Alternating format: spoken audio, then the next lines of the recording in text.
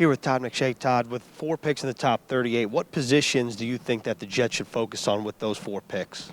Yeah, I think it comes down to really, what players are available. I think at 4, it's just take the best player, and it just so happens it's probably at a position that they could use an upgrade. Offensive line, Ike Ekwonu from NC State could be the first pick, but if not, he could fall to 4. Same with Evan Neal. One of those 2 guys is likely to go 1 to the Jacksonville Jaguars. If it's not offensive line, it could easily be safety, Kyle Hamilton. I think he's the second best player on my board. He's just long. He's a ball hawk. He can support the run. He can play like 4 different positions for you in the back 7. So he would be a great player if he falls at 4, but he could go 3 to Houston. So it's just being patient and waiting. You're not going to get a trade-up offer that's worth it, I don't think, to trade back from that 4 spot. So just take the best player. And those are probably the 3 that make the most sense at this point. And then at 10, there's probably more options. Maybe, wide receiver Drake London or Garrett Wilson, both wide receivers. London from USC, Wilson from Ohio State are both great players. Very different. London's a big basketball player, 6'4", long arms, and great on contested catches.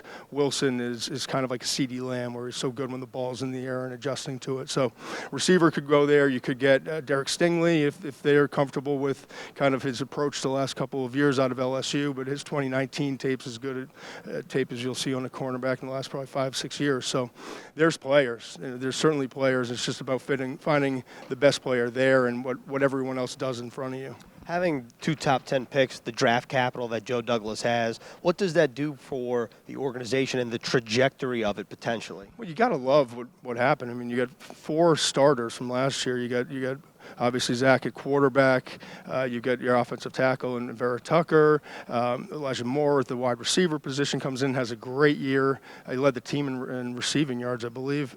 And then Michael Carter is just a stud. Versatile back, brings a lot of energy to the team. So you get 4 starters there and some contributors. They had I think it was 6 picks in rounds 5 and 6. So some other contributors, especially in the secondary, with Echols and Carter. So that right there, that's a really good core to start with. And now you're really hoping and counting on 4 more good high-end starters with those 4 picks in the top 38 overall, I think it is. So it's a great opportunity. It really, if you're building an organization, this is how you do it.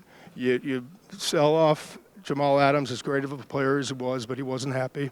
You move on from Sam Darnold. You get the cap down. They can make some moves in free agency. You get 8, 9 really good starters from 2 drafts. I mean, they're rolling then. Awesome. Appreciate the time, Todd. Thank you. Thank you.